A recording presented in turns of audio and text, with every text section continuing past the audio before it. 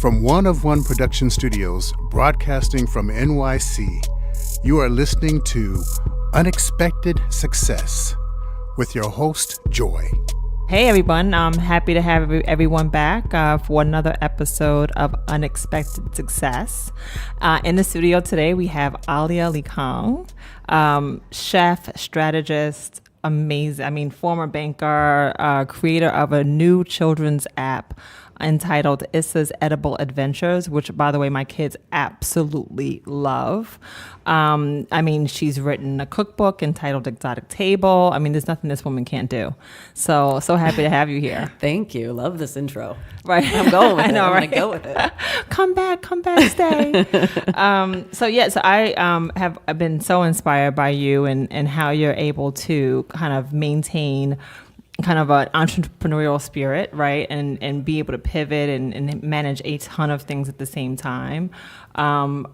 Really wanted to just chat with you to find out like how you manage it all, right? And how you're able to kind of recreate yourself to become all these different people, right? Mm-hmm. And be successful at all of it. So, I want everyone to be as inspired as I am. So if you would please let us know about who you are. Okay. Well, I think sort of looking at my background, I come from sort of this multicultural home. My mom is Indo-Pakistani. My father is from Tanzania.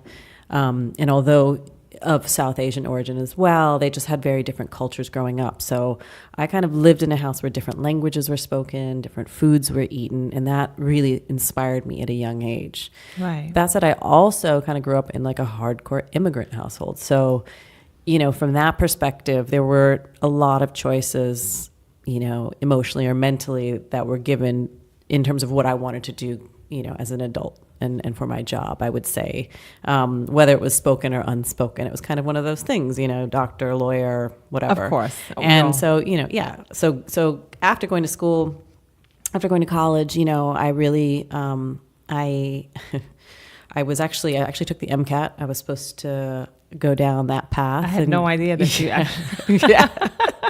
I'm so happy you didn't. But oh my gosh. Although, side hustle. Right. Side hustle. Right. When I'm sick, I call you and you're like, well, that could be. You're like my personal WebMD. But basically I decided not to go to medical school. So I ended up just having to get a job and working on Wall Street was an easy kind of segue from my school. I could live in New York City. I could support living myself in New York City. And so I did that job to support myself. Right. Okay. So where are you from originally? I grew up in suburban Florida in a little town outside Orlando. Okay. And what made you move? And you went to college? I went to college up at Brown University and, knew that I was never going to live in Florida. Right. Okay. And you made your way to New York City? Yes. Okay. And then, so walk us through it. So Yeah, so after college, I moved down here, started working, but was, you can do a job, but you can also be uninspired by it. And I think I knew for myself that I always wanted to be inspired by what I did every day. And maybe not every day. And right. You know how it is. Like you do something you love and you're not going to love it every day. But on the whole, I wanted my life to have more meaning than what I felt I was getting from that job. Exactly. So that was kind of like a money play, and everyone has done the money play, right? Yeah, but ultimately you wanted to wake up and have purpose. Yeah, and I there was no regret there in the sense that like it developed a really cool skill set for me. I think, at that time it was a lot of discipline went into that. Strategy. It organized my thoughts in a certain way. It organized my work patterns in a certain way that I think have sort of helped me as an entrepreneur in a more creative space. Okay.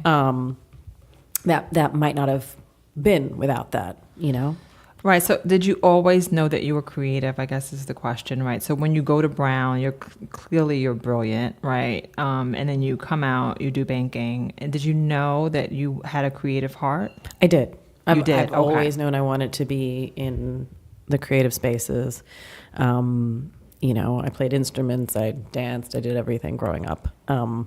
Again, I was not intellectually nimble enough to say, I could actually do one of these things as my job.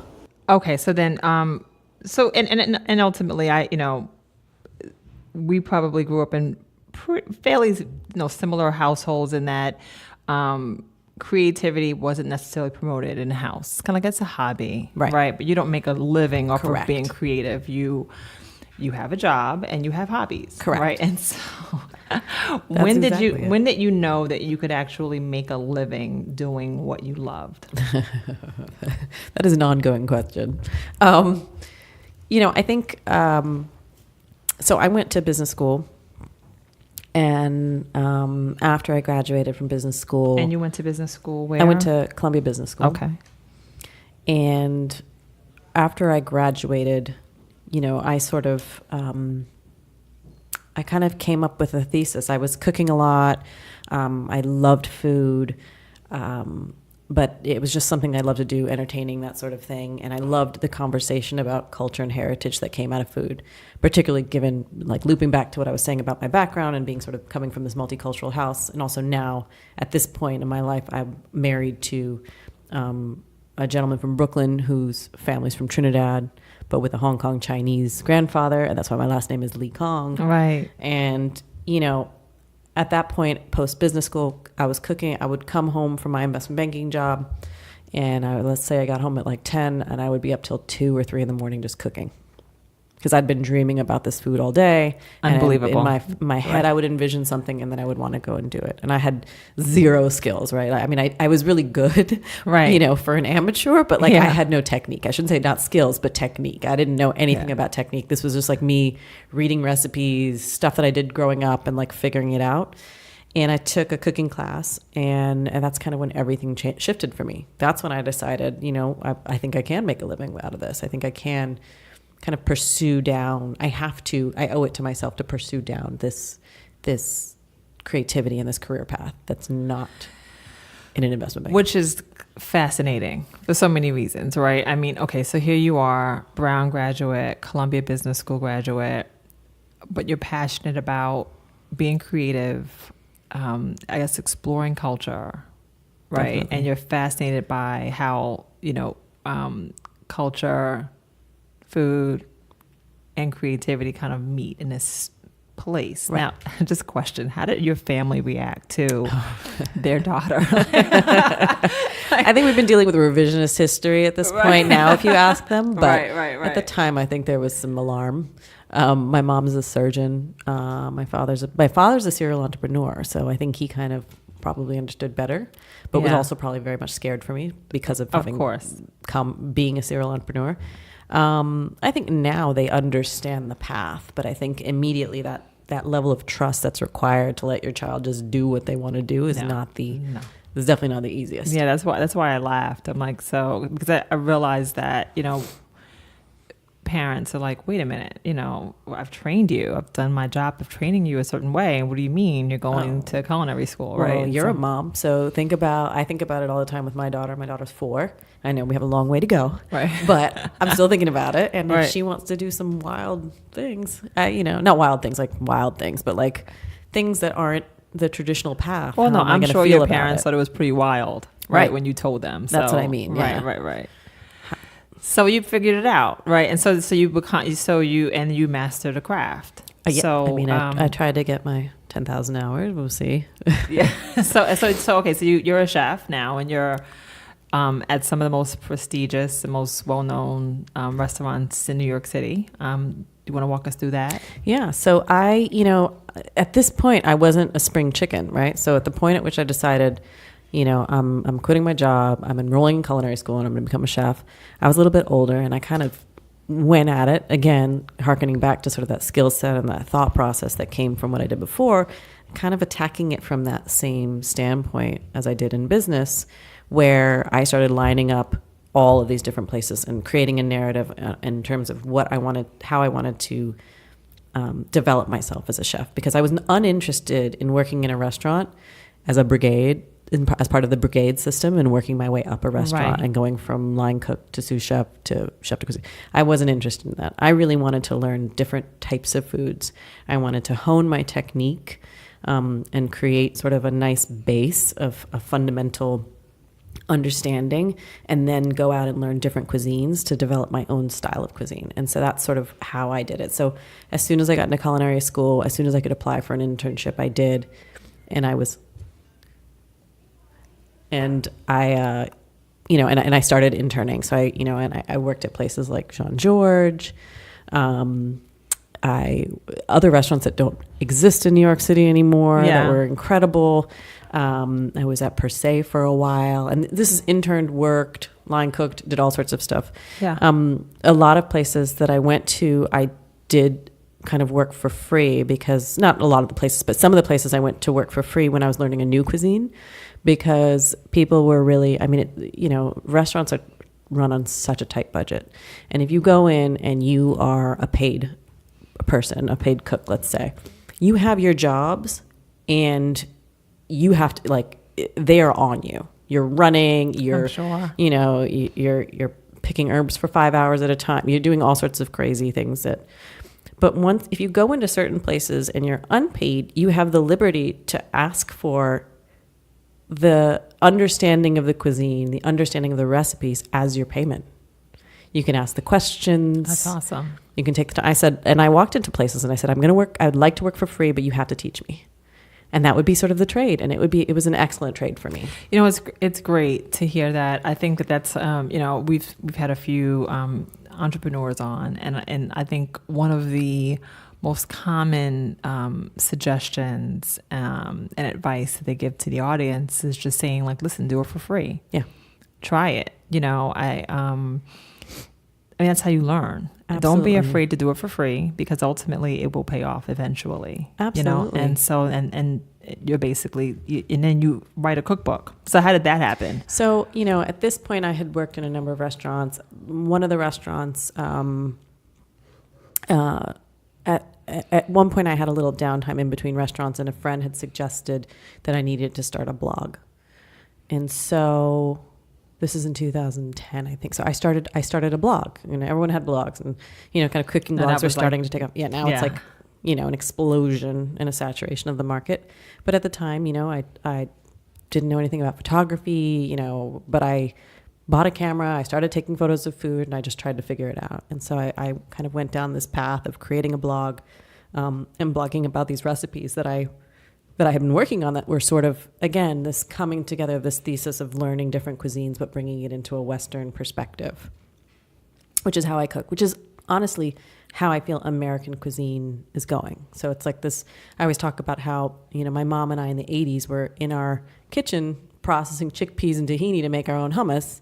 And now you walk into every corner bodega. Everybody has hummus, right? So how do these foods make this conversion into the mainstream, right? Exactly. And so that's what I think about when I travel and cook. And meet people here that are from those cultures. It's like, what are their foods that are now going to be synonymous with American food, right? Or American cuisine. And so, but going back, I was doing my blog. I then joined a restaurant called Janoon. I had been working at an Indian restaurant, and the chef de cuisine from there moved to Janoon. And Janoon was just opening, and he said, I'd love for you to help me think about how to take these traditional Indian dishes and do something different. We want to go more about local, sustainable. We want to think about technique and bringing in a tasting menu that has more of an individual plating style rather than a shared plate. What can we do? And that helps you, and that taps into your creativity. Absolutely. So you're all over it. All over it. So right. I came on there, and I was working as what I was calling myself was the culinary creative director. And so I designed recipes for the menu. I helped try to standardize all of the recipes, because in some of these ethnic cuisines, it's like one guy or gal, and generally a guy, down in the basement making the main sauce, you know. Right. He's sick. I don't know what's going to happen. Like, there's no standardization, you know. So sort Yeah. of getting those things together in the early days of the restaurant. And we got a Michelin star, which was really awesome. Awesome. And, you know, it was an amazing experience. But while I was there, I was approached to do my cookbook. And it was based off of my blog. And so I was doing that. I was getting up in the morning.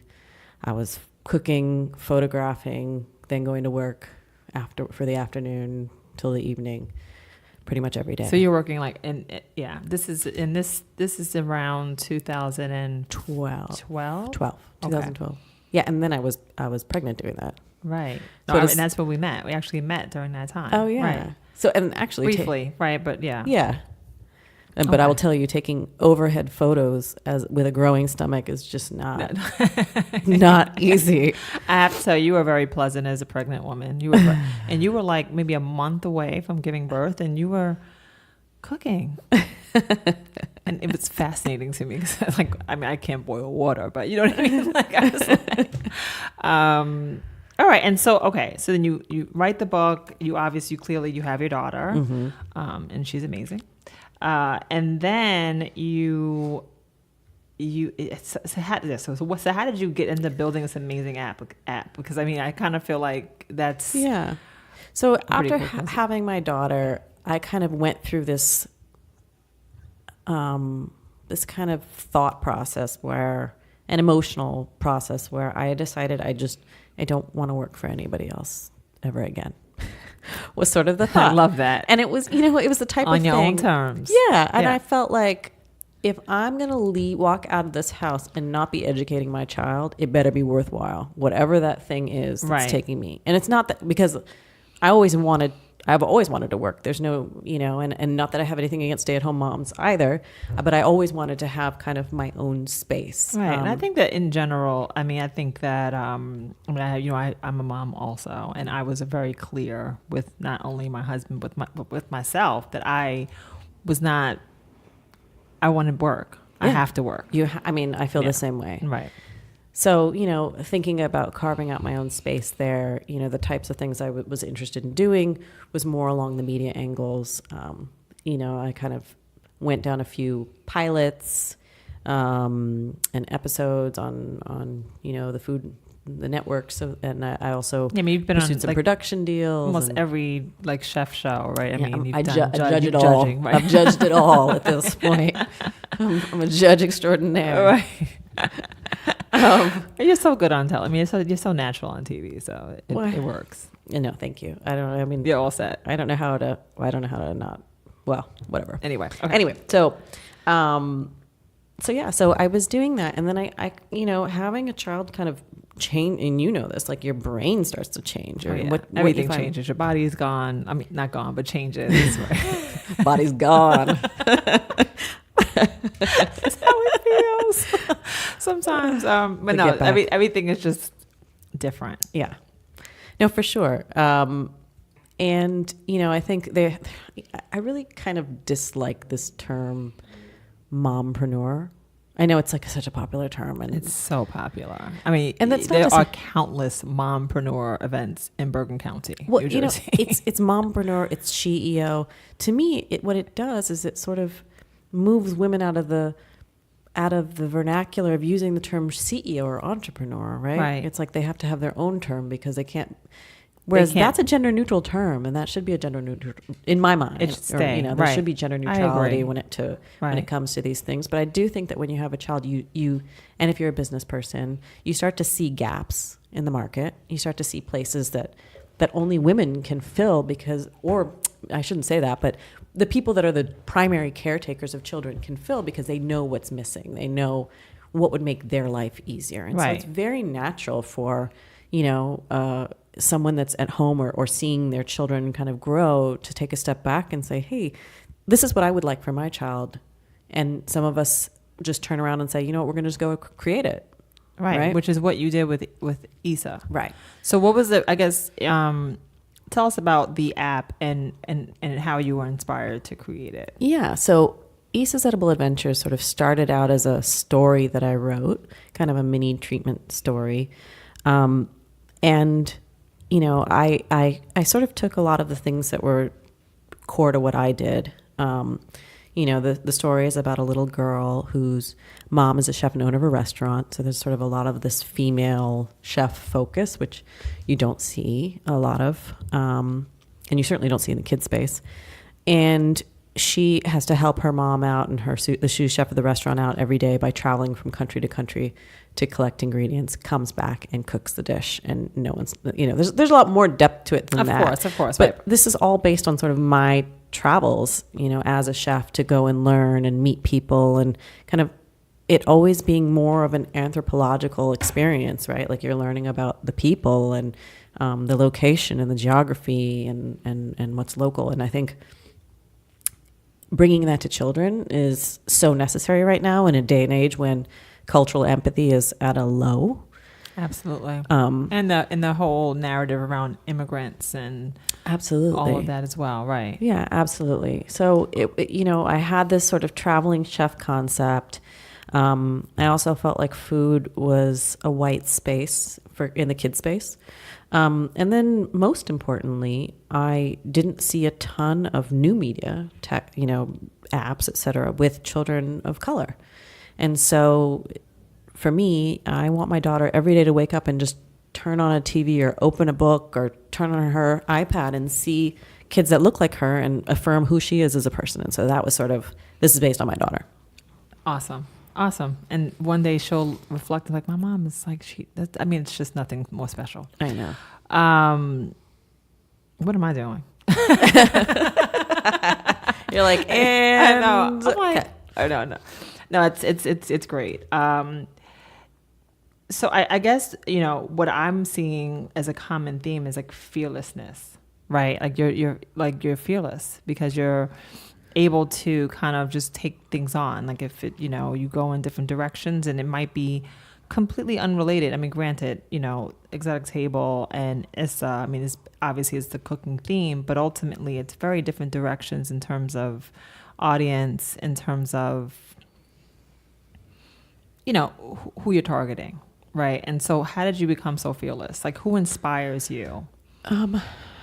Well, I think my parents definitely inspired me in different ways. My mom, like I said, she's a surgeon. From the time I was a little girl, I just remember her getting up first thing in the morning, being out of the house before we had even eaten breakfast, and would be back before, after we had dinner. And, just kind of has always sort of done her thing and loved what she's done and kind of never really looked back. And so I kind of take her grind as super inspiring. That sounds inspiring, right? And then my father is a serial entrepreneur. I think him too. I think there's a lot of similarities between the two of us in terms of being inspired and just following down those inspirations. He had a store in the 80s that I can only compare to an IKEA or a Beau Concept in the 80s in suburban Florida. And it's like, to be that forward thinking, but not at the market, unfortunately, right. At that time, it's kind of, that's inspiring. So I think for me, it's not about being fearless because I wake up with a pit in my stomach all the time. Right. It's just about moving past that and just keep pushing forward. And whatever the new opportunity is or whatever the new place is, I'm adaptable. So right. I continue to evolve. I hope to continue to evolve as a person. And so. Okay. No, and I have to tell you, the pit, I can relate to the pit because in the past few months and doing different new things that are kind of outside of my toolbox. Why don't you speak to that? I'm scared to death, but to keep pushing. It also helps when you have people around you who are telling you to keep pushing, right? Yeah, to kind of go to push past the pit, right? You have to keep on going, even though you kind of feel uncomfortable, being comfortable, being uncomfortable. Yeah. And also just, I think also for me, it's kind of realizing natural ability and natural passions and trying to leverage natural abilities in more than one way. So I think I like to strategize. Mm-hmm. I like to create new businesses, mm-hmm. but I also like engaging. And in some instances, my day-to-day, I don't necessarily engage as much as I'd like to. Right. With just brilliant people, right? And so I'm sitting in the office all day and kind of talking on the phone, but I'm not able to like sit face to face with you and like engage about things that like how you became who you are. So in many ways, you're creating your own inspiration, right? Right. By talking to people and hearing their stories, and it helps to keep you kind of. Yeah, no, and it keeps me going. Right. Absolutely. So, which is the reason why we're even doing all this stuff. Right. Yeah, so, for sure. So and I don't want to keep it for too long. I know you have to get back to your 1 million things that you're managing, but just any advice that you'd like to share with the audience in terms of like how you push past the pit. I would, I would say that I am a couple things. One, it doesn't really matter in the grand scheme of things, right? It only matters to your personal trajectory and to your own. I love that. Like, it doesn't really matter. I mean, no one else is, if anyone's watching, it doesn't matter. It's gone. I mean, we have things going on. We have, presidential blunders and like, and then you forget like 2 weeks later. So your personal little thing that, you're scared of doing, it doesn't really matter. You owe it to yourself to just do it. Just try. Yeah. And without that, then there's the looking back part. You just don't want to ever be on the other side of that. Looking back and saying, what if? You just don't want that. I think that is, you put a strong period on the end of that. Like, you don't want to look back and have any regret about not having tried. Yeah. So, your personal, who you are and who you want to be and the layers that make up you decide that. Like, you make your own rules to this. That's it. Ain't no rules to this shit. Yeah. Anyway, so thank you so much for coming in today, and this has been fun. Great. And hopefully you'll come back. Of course, I'd love to keep on talking. We could probably go for hours. Anyway, so we have Aliya LeeKong. Issa's Edible Adventures. We are going to make sure we put everything, all of the your websites, your Facebook, your Insta, all of that on our website so that people can find the app, and please download it. It is on the Apple iTunes store. It's iOS only right now, and for iPad and iPhone. Dude, like literally the app sizzles. When you put the food in the pan, it actually sizzles. I love it. I picked out that noise. I wonder how you did that sizzle. I picked out that noise. It was a lot of noises. No. So we'll have you back. We'll keep winning, and thanks for coming on. Thank you. This podcast was brought to you by 23DB Productions, ID Productions, and One of One Productions. For more information, go to Facebook and Instagram, Unexpected Success with Joy.